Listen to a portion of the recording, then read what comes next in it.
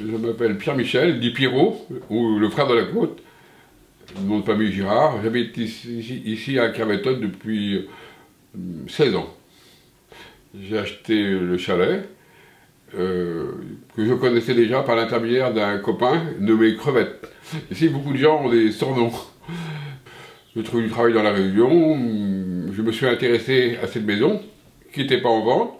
J'ai fini par trouver les propriétaires, j'ai contacté par courrier, et au bout de 2 ou 3 ans, l'affaire s'est décantée. Il a fallu vider la maison, parce c'était une maison de vacances, donc elle a été achetée, et j'ai pu intégrer la maison 6 mois après. Donc ici, il y avait une cloison amovible, hein, il y avait 2 maisons, si vous voulez. Là, il y avait 2 petits coins cuisine, les toilettes au fond, du jardin, une petite belle cabane en bois. Et puis, qu'est-ce qu'il y avait de...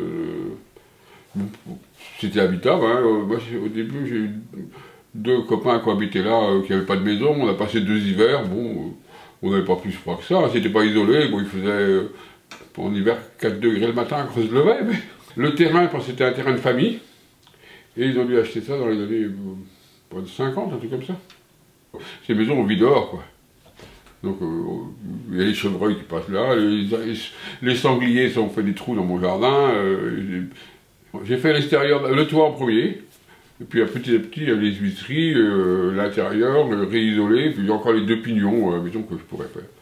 Donc, moi, j'aime bien ce qui est précaire, déjà. J'aime ce qui est précaire, qui est pas... Et puis, j'accapare pas le site.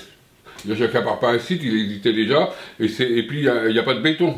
Je ne fais jamais de dalle en béton, donc je n'accapare pas. Le jour ça sera détruit, ça sera détruit. Pourquoi aller construire des maisons en dur ou aller reconstruire des maisons? Il y en a déjà plein qui sont... Ça ne nous appartient pas, le site. Mais bon, des petites maisons comme ça, si, moi je pense que ça pourrait être une solution. Puis tu peux les empiler, faire des modulables, quoi. Mais ça serait de toute manière, c'est ce qui arrivera. Hein. Les maisons qu'on voit ici, ben, c'est toutes ces maisons néo-bretonnes, est-ce qu'elles seront là dans 100 ans, dans 200 ans, est-ce que ça ne sera pas rasé? L'habitat dispersé comme nous on l'a connu, c'est la fin.